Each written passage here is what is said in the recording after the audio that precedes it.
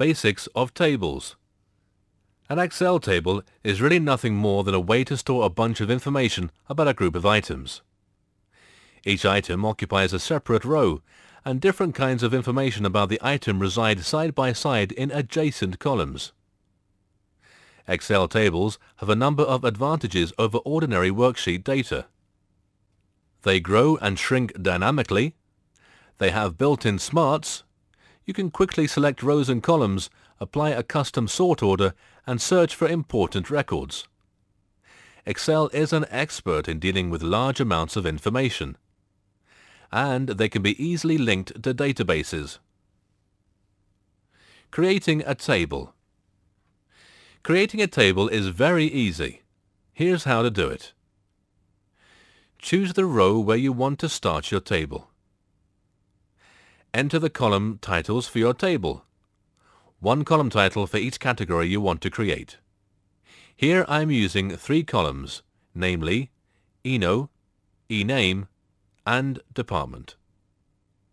Make sure you're currently positioned somewhere inside the table and then choose the Insert.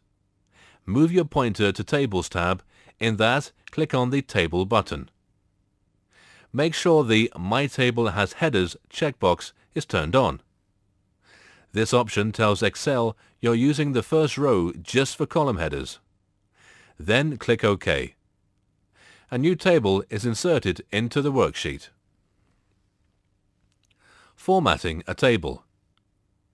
When you move to a cell in a table, Excel adds a new tab to the ribbon on Table Tools called Design tab. This tab has 5 sections. Properties tab.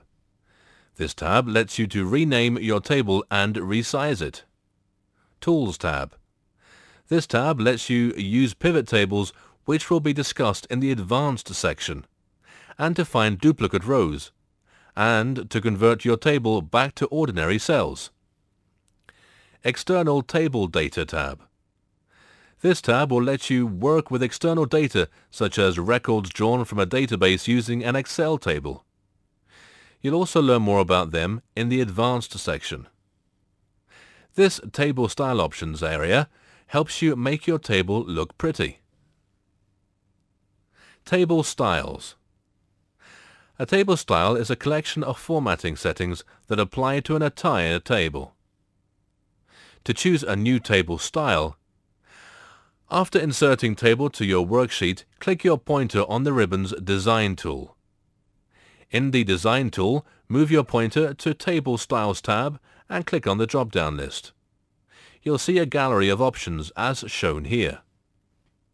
As you move over the table style, Excel uses its live preview feature to change the table, giving you a sneak peek at how your table would look with that style.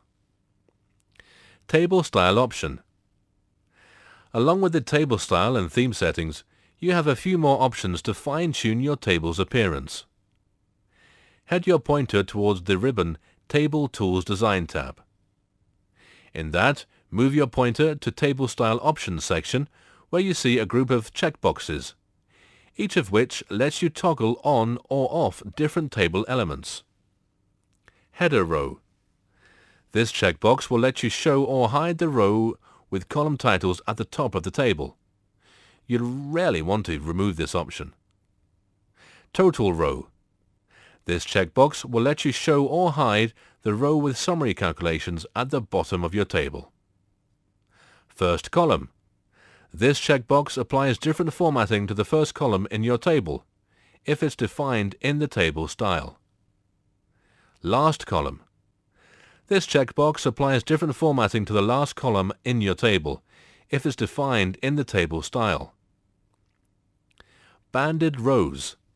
This checkbox applies different formatting to each second row, if it's defined in the table style. Usually, the banded row appears with a background fill.